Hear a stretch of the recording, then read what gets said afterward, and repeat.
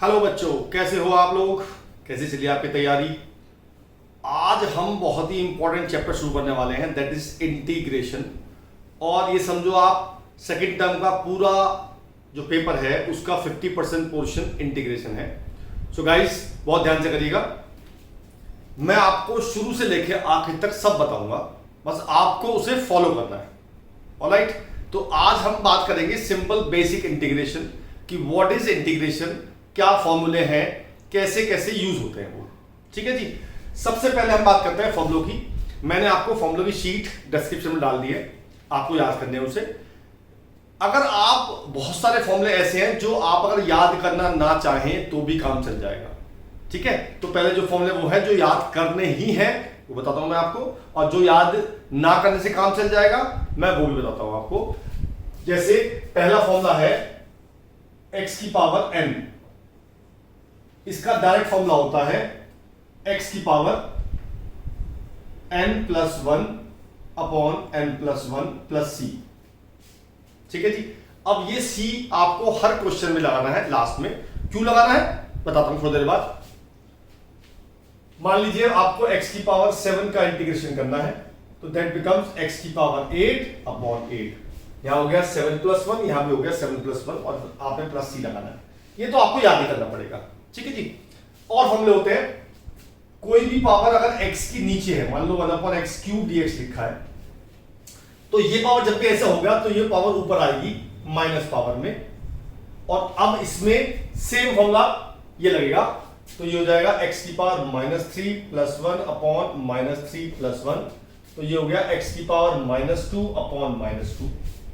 और इसे और सिंप्लीफाई को लिखना चाहें तो आप लिख सकते हैं 1 अपॉन 2x स्क्वायर। ठीक है,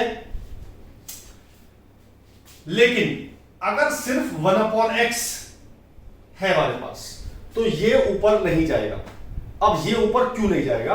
क्योंकि इसका मेरे पास डायरेक्ट फॉर्मूला है log x प्लस c। अब देखो, आप चाहो तो इस फॉर्मूले को याद ना करो। अब आप कैसे याद करोगे, याद कैसे कर रखोगे?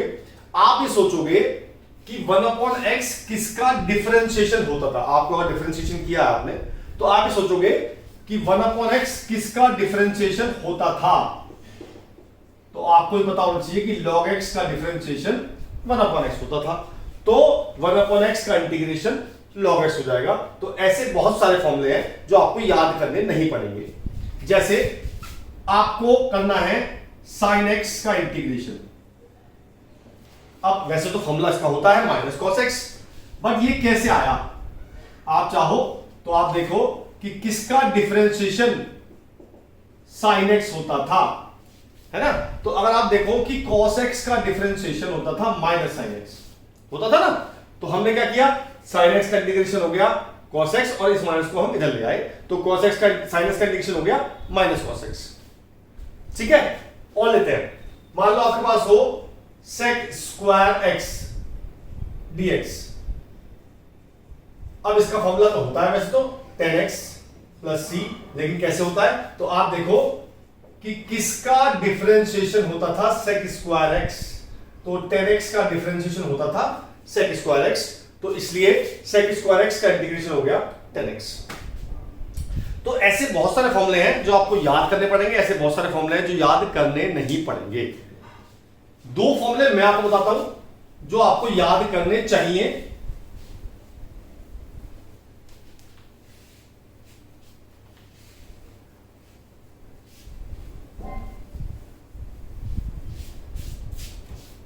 एक तो आप याद कर लो 1 अपॉन रूट एक्स का फॉर्मूला जो होता है 2 रूट एक्स। ठीक है जी। और आप एक याद कर लो 1 अपॉन एक्स स्क्वायर का इंटीग्रेशन, ये होता है -1 अपॉन एक्स। ये काफी हैंडी है, कभी भी काम आ जाते हैं और डायरेक्ट आप इन्हें लगा सकते हैं। ठीक है जी। तो शुरू करते हैं बेसिक इंटीग्रेशन, बिल्कुल बेसिक।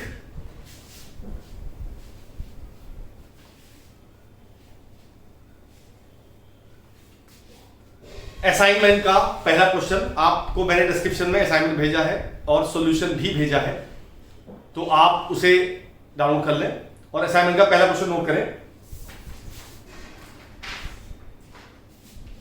ये है 3x² plus 4/x³ minus 2/x plus 6 cos x minus 4। अब एक छोटी सी बात और बता दूं मैं आपको, अगर आपके पास प्लेन dx है, इंटीग्रेशन ऑफ dx, ठीक है, ये होता है x। अब ये कैसे होता है, हम क्या करते हैं, हम यहां 1 लिखते हैं और 1 को हम x की पावर 0 मान लेते हैं और फिर लगाते हैं वही फॉर्मूला x की पावर 0 + 1 अपॉन 0 + 1, तो ये x आ जाता है ऐसे, ठीक है। बट आप याद कर लो, जब भी dx आएगा तो उसको आपको x लिखना है, ठीक है जी, ऑलराइट। चलिए जी स्टार्ट करते हैं। हम हर टर्म का अलग अलग इंटीग्रेशन करेंगे और जैसे हम करते थे डिफरेंशिएशन में, कांस्टेंट टर्म को बाहर लेते हुए जो अंदर वेरिएबल वाली टर्म्स है हम उसका केवल इंटीग्रेशन करेंगे। मान लीजिए पहली टर्म है 3x², इसमें 3 कांस्टेंट है और हमें करना है केवल x² का इंटीग्रेशन। ये आ गया x² dx, मतलब मैंने इस dx को सबके साथ अलग अलग डिस्ट्रीब्यूट करना है। प्लस 4 बाहर आया, अब ये पावर 1/x³ है, मैंने बताया था आपको जो भी पावर नीचे होगी वो ऊपर जाएगी, तो ये हो जाएगी x की पावर -3 dx माइनस, मैंने कहा था आपसे 1/x ऊपर नहीं जाएगा तो 1/x को मैंने ऐसे ही रहने दिया, plus 6 cos x dx minus 4 और सिंपल dx, ठीक है जी। चलिए अब लगाते हैं फॉर्मूला, यहां लगाते हैं वही फॉर्मूला x की पावर n+1 अपॉन n+1, तो ये हो गया x की पावर 3/3 प्लस 4, सेम फॉर्मूला लगाते हैं -3 + 1 अपॉन -3 + 1, 1/x का होता है log x। अच्छा, log में आप मॉड लगा सकते हो और नहीं भी लगाओगे तो भी चलेगा, मतलब सीबीएसई के हिसाब से, वैसे इंपॉर्टेंट है बट सीबीएसई में बिना मॉड भी चलेगा। प्लस cos x का होता है sin x, और मैंने बताया था आपको सिंपल dx का होता है x। और वैसे तो मैं हर एक में अलग अलग c लगाता, लेकिन जब भी बहुत सारी टर्म्स आएंगी तो आप एक अकेला c लगा देंगे तो भी काम चल जाएगा, ठीक है जी। अब ये सॉल्व कर लेते हैं, यहां कट गया 3 से 3 तो ये आ गया x³, ये -2 आएगा, -2 से ये कट जाएगा तो -2 बचेगा और ये -2 नीचे हो जाएगा, -2² हो जाएगा, -2 log x plus 6 sin x minus 4x plus c, ये मेरा इसका इंटीग्रेशन आ गया। ये है सबसे सिंपल इंटीग्रेशन जो आपको करना होता है, ठीक है जी। अच्छा जी आगे चलते हैं, अगला क्वेश्चन लेते हैं, सेकंड क्वेश्चन।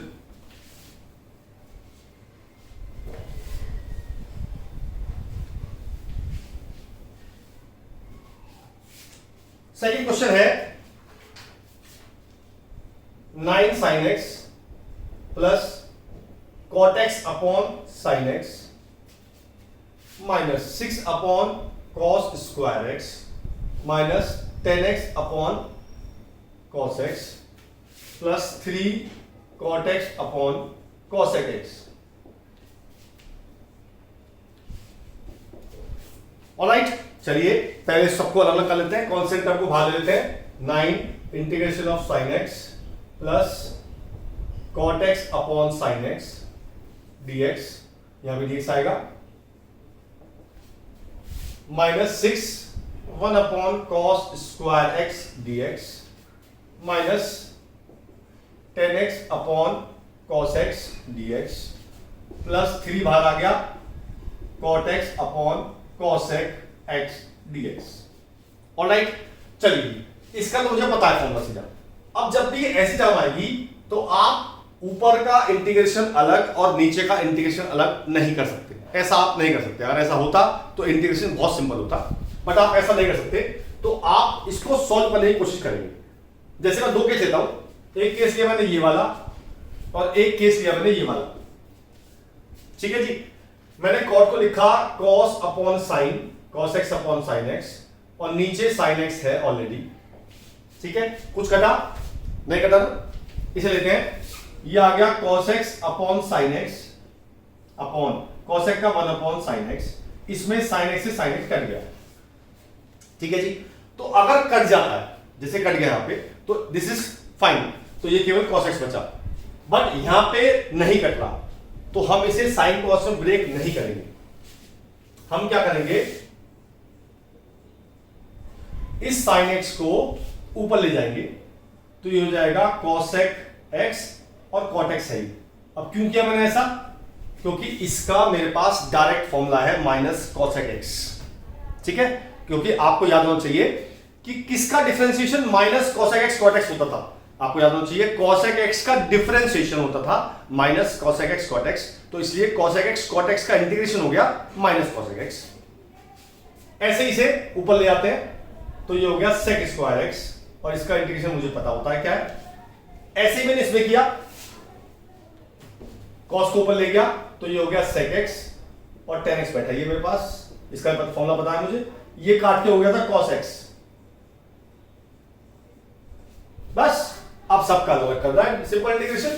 साइन एक्स का होता है minus cos x, cos x cot x का होता है minus cosec x, sec square का होता है minus tan x, sec x tan x का होता है सेक एक्स, और कॉस एक्स का होता है साइन एक्स। लास्ट में आपने एक सी लगाना, ठीक है जी। अब चलो बात कर लेते हैं, हम सी क्यू लगाते हैं, है ना, पता होना चाहिए सी क्यू लगाते हैं। चलिए जी बताते हैं आपको सी क्यू लगाते हैं हम। मैं आपसे बहुत देर से कह रहा हूं ये बात कि अगर साइन एक्स का डिफरेंशिएशन कॉस एक्स है तो कॉस एक्स का इंटीग्रेशन साइन एक्स होगा। It means differentiation and integration are reciprocal to each other. अगर मैंने किसी का डिफरेंशिएशन किया, उसका वापस करूंगा इंटीग्रेशन, तो वापस वही टर्म आ जानी चाहिए, ठीक है जी। चलिए मान लेते हैं मेरे पास है 3x square plus 2x plus 5, मान लेते हैं ये मैंने इक्वेशन ले ली, मैंने निकाला इसका dy बाई dx, तो ये हो जाएगा 6x, ये हो जाएगा 2, ठीक है। अब मैंने क्या किया, मैं इस dx को उधर ले गया, और अब मैंने किया बोथ साइड इंटीग्रेशन, ठीक है जी।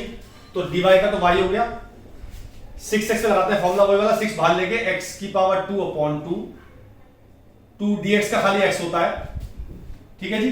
ये आ गया, तो मेरे पास आ गया y equal to 3x square plus 2x। अब आप गौर से देखो, मेरे पास था तो ये, लेकिन आया सिर्फ ये, मतलब कांस्टेंट टर्म कभी आई ही नहीं, क्योंकि जब वो खत्म हो गई डिफरेंशिएशन में, तो हाउ कैन यू प्रेडिक्ट वो कांस्टेंट टर्म क्या थी। तो इस कांस्टेंट टर्म को लाने के लिए हम यहां पे एक प्लस सी लगाते हैं, जिससे अगर कोई भी कांस्टेंट टर्म हो तो वो सी से रिप्रेजेंट हो जाए, ठीक है, इसलिए हम सी लगाते हैं। ऑलराइट, चलो गाइस आगे चलते हैं। अगला क्वेश्चन है question number 3, x cube plus 5x square minus 4/x square. जब भी नीचे आपकी सिंगल टर्म है, डिनोमिनेटर में सिंगल टर्म है, तो आपको इस टर्म को सबके नीचे अलग अलग पुट करना है, और फिर हर टर्म का अलग अलग सॉल्व करने के बाद करना है इंटीग्रेशन। जैसे यहां पावर ऊपर 3 है, नीचे पावर 2 है, जब हम डिवाइड करते हैं तो पावर होती है माइनस, तो इट बिकम्स x की पावर 1, ये इससे कट जाएगा, यहां बचेगा 5 dx, ये सब में dx था पहले से, और यहां 4 बाहर आएगा, और ये पावर ऊपर जाएगी, तो ये हो जाएगा x की पावर माइनस 2 dx। तो ये हो गया same formula x square upon 2, मैंने बताया था dx का सिंपल x होता है, और इसमें लगाया वही फॉर्मूला x की पावर -1 अपॉन -1, लास्ट में c लगा दिया, तो मेरा आंसर आ गया x square upon 2 plus 5x minus plus plus हो गए 4 अपॉन x प्लस c, ये मेरा आंसर आ गया, ठीक है। अगर नीचे सिंगल पावर हो तो आपको यही करना है, ठीक है जी। चलो जी एक छोटा सा क्वेश्चन और लेते हैं इसी के बेस। ये है x square minus 5x plus 6 upon root x. अभी भी पावर जो नीचे टर्म है वो सिंगल टर्म है, तो अभी भी हम यही करेंगे, हम नीचे वाले टर्म को सबके नीचे अलग अलग डिस्ट्रीब्यूट करेंगे।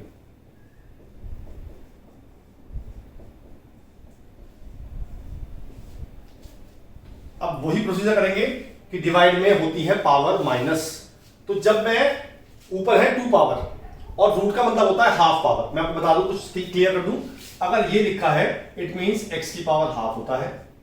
अगर यहां पे लिखा है 3 छोटा सा नीचे, फर्क है दोनों में। अगर ये लिखा है तो ये 3 मल्टीप्लाई में है, लेकिन अगर ये 3 छोटा लिखा है रूट के बाहर तो इसे लिखते हैं x की पावर 1/3। ठीक है जी। और पावर दोनों तरफ है, मान लो यहां पे है 4 पावर, यहां पे है 3 पावर, इसका मतलब होता है x की पावर 4/3। तो कभी ऐसे आए तो आप ऐसे लिख सकते हो, ये पावर है x की पावर हाफ, जब ऊपर की पावर से नीचे की पावर माइनस होगी तो ये हो जाएगी 2 माइनस हाफ, ये हो जाएगी 3/2 पावर।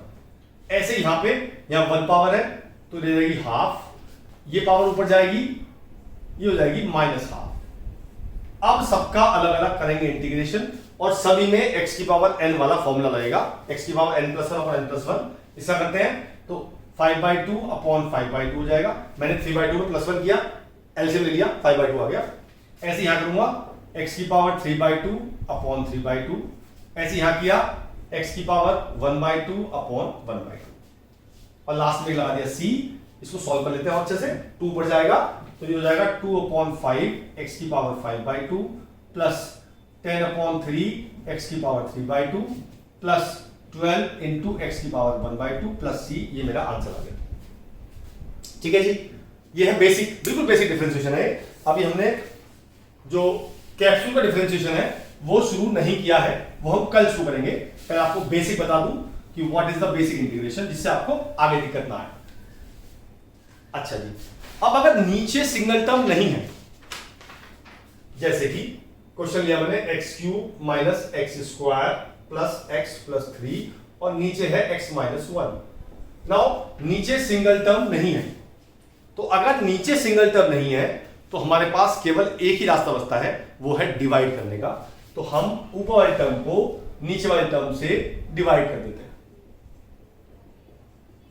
ये डिवाइड 9th क्लास में पढ़ा है हमने। चलिए डिवाइड करते हैं। सबसे पहले आएगा x², तो ये हो जाएगा x³ माइनस x², ये दोनों कट गए, मैंने निकाल दिया x प्लस 3, फिर करा +1 तो x माइनस 1, ये कट गया और ये हो गए 4। ठीक है जी। अगर रिमाइंडर नहीं आता है तो जो क्वेश्चन आया सिर्फ वो लिखना है आपने और dx लिखना है, अगर रिमाइंडर नहीं आता है तो। ठीक है जी।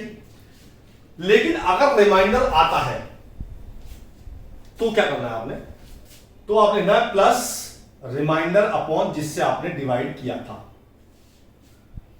अगर रिमाइंडर नहीं आएगा तो सिंपल ये होगा, और रिमाइंडर आएगा तो ये चीज और ऐड हो जाएगी। अब सबका करेंगे अलग अलग इंटीग्रेशन, x² का अलग, dx का अलग, 4 भागा के 1/x माइनस 1 का अलग। अब एक नया कंसेप्ट आ गया। मैंने आपको बताया था कि 1/x का इंटीग्रेशन होता है log x, बताया था ना। तो अगर x में हम कुछ भी प्लस माइनस कर दें, यानी कि x plus minus a dx, इसका इंटीग्रेशन भी log ही हो जाएगा और पूरी टर्म एज इट इज आ जाएगी। ठीक है जी। बट बी केयरफुल कि x में कुछ मल्टीप्लाई ना हो। फिलहाल करते हैं इसका इंटीग्रेशन, तो ये हो जाएगा x³/3 plus x plus 4 log x minus 1, last में c लगाना है। ये मेरा आंसर आ गया इस क्वेश्चन का। ठीक है जी, बेसिक इंटीग्रेशन है बिल्कुल। अच्छा, अगर आपको इस बेसिक इंटीग्रेशन जो मैंने क्वेश्चन करा रहा हूं आज, उसका सॉल्यूशन तो भेज रहा हूं मैं, आपको कॉपी करने की जरूरत नहीं है। लेकिन अगर आपको इसकी प्रैक्टिस करनी है तो आप RS अग्रवाल खोलिएगा, उसकी पहली एक्सरसाइज के जितने क्वेश्चन कर सकें आप, आज आपके लिए छूट है क्योंकि कल से हम कैप्सूल का इंटीग्रेशन शुरू कर देंगे, तो आपको शायद टाइम बेसिक का ना मिले। तो आज आप ऐसे कीजिएगा, 10-20 क्वेश्चन आप RS की फर्स्ट एक्सरसाइज के कर लीजिएगा, जिससे आपको बेसिक इंटीग्रेशन का आइडिया मिल जाए। चलिए अब है अगला क्वेश्चन।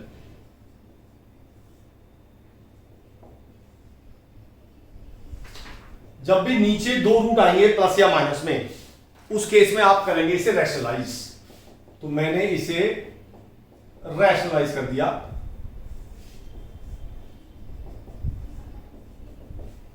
ठीक है जी। अब ऊपर तो कुछ होगा ही नहीं, यही रहेगा। नीचे लग जाएगा a plus b into a minus b, that will be a² minus b square, यानी कि इसका स्क्वायर माइनस इसका स्क्वायर, दोनों को रूट हट जाएंगे। ठीक है जी, तो नीचे बच गया एक्स कट गया, माइनस वन बच गया, तो माइनस बाहर ले लिया मैंने, यहां लगाया मैंने हाफ पावर, यहां लगाई मैंने हाफ पावर। अब मैं दोनों का अलग अलग कर दूंगा इंटीग्रेशन। जैसे मैंने आपको बताया, अगर हम x में कुछ प्लस माइनस करते हैं तो उस पूरी टर्म को एज x सपोज हम कर सकते हैं, तो मैं इस पूरे को एज x सपोज करूंगा और डायरेक्ट कर दूंगा इंटीग्रेशन, x की पावर n वाला फॉर्मूला, तो upon n plus one upon n plus one, ऐसे यहां प्लस हो जाएगा, माइनस माइनस प्लस हो जाएंगे, x प्लस टू की power n plus one upon n plus one, और लास्ट में लगा देंगे c। ये मेरा आंसर आ गया। आप चाहो तो 2 को ऊपर ले जाएंगे तो 2/3 हो जाएगा, that will be my answer. ठीक है जी, चलिए जी आगे चलते हैं।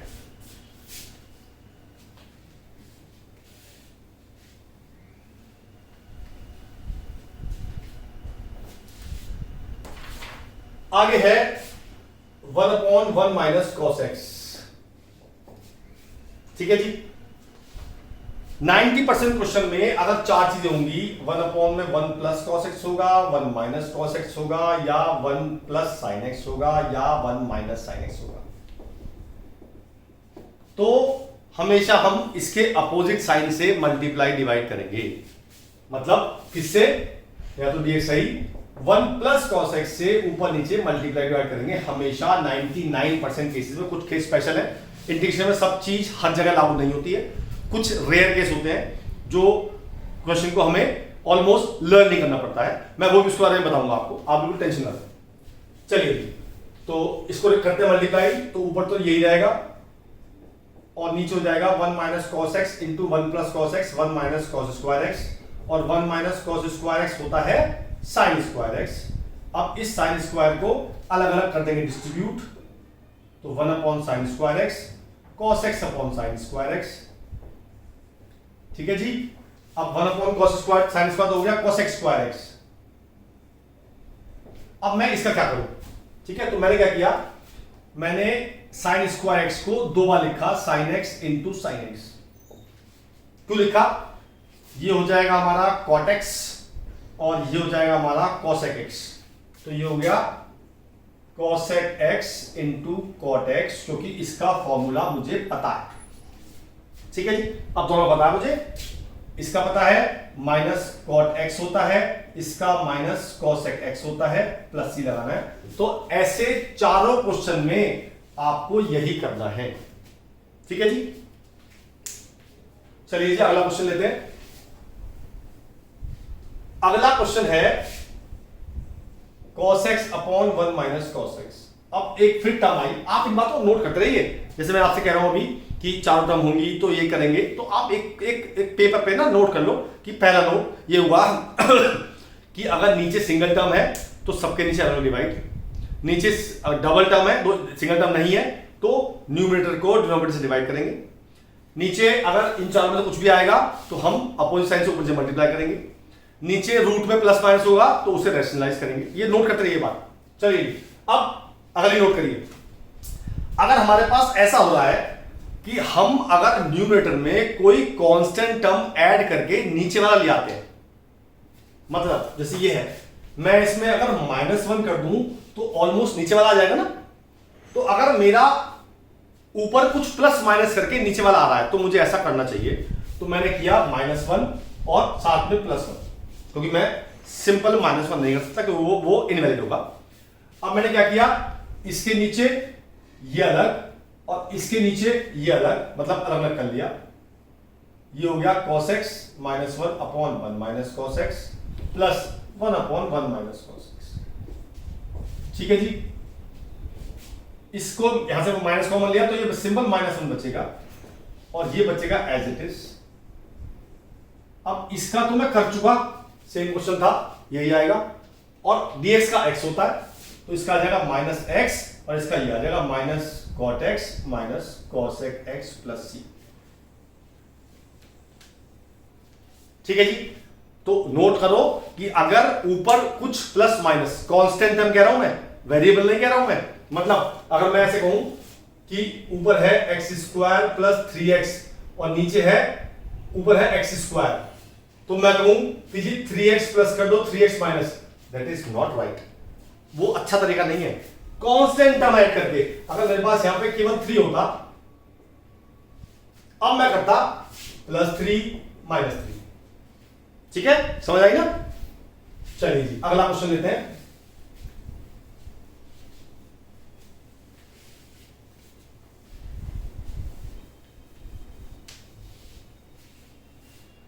सबसे इंपॉर्टेंट चैप्टर इंटीग्रेशन, पेशेंस रखिएगा। पूरा शुरू से आखिर तक सब बताऊंगा मैं आपको, आपके मार्क्स भी आ जाएंगे। बस आप जैसे मैं कह रहा हूं वैसे करते रहिए, ठीक है? चलिए जी अगला क्वेश्चन है 1 + 1/1 + x² -2/√1 - x² + 5/x √x² - 1 + a⁴x dx। चलिए सबको अलग करते हैं। पहले dx का बताइए हमें, सबको कौन से टर्म को अलग ले आते हैं?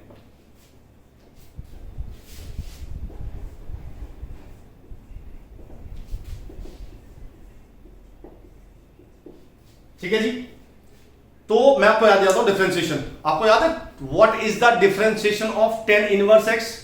बताओ बताओ। हाँ जी, 1/1 + x²। किसका? tan इनवर्स x का। तो d/dx of tan inverse x ये होता था 1/1 + x²।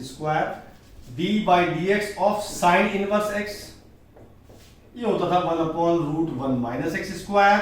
और d/dx of sec inverse x ये होता था 1/x √x² - 1।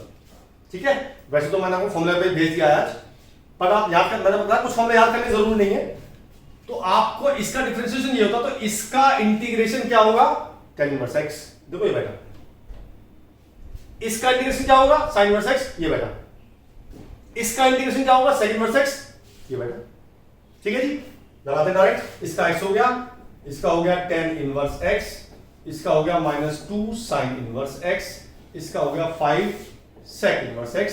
और मैंने a⁴x का फॉर्मूला लिखा हुआ है, ये होता है a⁴x अपॉन log a। तो ये हो जाएगा a⁴x upon log a, last में c लग जाएगा। ठीक है जी, एक छोटी सी बात, अगर आप चाहो कि जी मुझे तो साइन इनवर्स का तो ये होता है, बट कॉस इनवर्स का होता है -1/√1 - x²। तो आप ऐसा कर सकते हो कि आप इस प्लस माइनस को प्लस करके माइनस अंदर ले जाओ, तो ये बन जाएगा प्लस के 2 cos इनवर्स x का फॉर्मूला। ये दोनों एक ही बात है। ठीक है जी, ऑलराइट, समझ आ रहा है ना? कोई भी आपको प्रॉब्लम आए मुझे आप कमेंट बॉक्स में डालिए, मैं आपको उसकी रेक्टिफिकेशन अगली वीडियो में जरूर बताऊंगा आपको। ठीक है, बस आप मेहनत करते रहिए, मार्क्स आ जाएंगे पक्का। मार्क्स की गारंटी मेरी, मार्क्स की टेंशन छोड़ दो आप, मैं लाऊंगा मार्क्स आपके, बट आप मेहनत करते रहिए बस। चलिए जी अगला, sin² x/2 -cos² x। जब भी आपके पास sin² या cos² की टर्म आएगी तो आपको, मैंने फॉर्मूले में लिखा है वैसे तो, फिर भी समझा देता हूं मैं आपको। अगर sin² x आएगा, थीटा आएगा, तो पहले आप उसको लिखेंगे 1 - cos2θ/2। हमेशा यही करेंगे जब भी sin² थीटा आएगा, और जब भी cos² थीटा आएगा 1 + cos2θ/2। ये पूरे इंटीग्रेशन में परमानेंट चीज है, जब भी ये आएगा तो आप हमेशा यही करेंगे। लगाता हूं फॉर्मूला। अब यहां पर जो थीटा है दैट इज x/2 है ना, तो ये थीटा यहां हो जाएगा, तो ये x रह जाएगा, तो ये जाएगा 1 - cos x/2। ठीक है जी, यहां हो जाएगा, इसका लिखेंगे तो ये हो जाएगा 1 + cos 2x/2। ठीक है जी, अब इन सबको अलग अलग करेंगे। 12 से लिया, 1 से 1 कट जाएगा, 1/2 बाहर आ गया, ये बचेगा -cos x -cos 2x dx। Minus भी बाहर ले लिया मैंने, तो ये प्लस हो जाएगा। ठीक है जी, अब आपको इसका इंटीग्रेशन तो आता है, ठीक है जी, लेकिन आपको इसके इंटीग्रेशन के लिए कल की वीडियो का वेट करना पड़ेगा, क्योंकि इसमें लगेगा सब्स्टिट्यूशन। ठीक है जी, ऑलराइट। तो कल मिलते हैं, कंटिन्यू करते हैं कल के लिए। टू बी कंटिन्यूड एक आता है टीवी में, टू बी कंटिन्यूड। तो कल मिलते हैं इस क्वेश्चन के बाद, ऑलराइट। मेहनत करते रहिए आप, कोई भी डाउट हो मुझे बताइए। और अगर वीडियो पसंद आ रही हो आपको तो इतना काम तो कर ही दो कि शेयर कर दो, जिससे कि बाकी लोगों का भी भला हो जाए जो 12th में है, जिनका मैथ्स का सिलेबस पूरा नहीं हो पाया है। ऑलराइट, ठीक है, कल मिलते हैं नेक्स्ट वीडियो के साथ। Bye bye.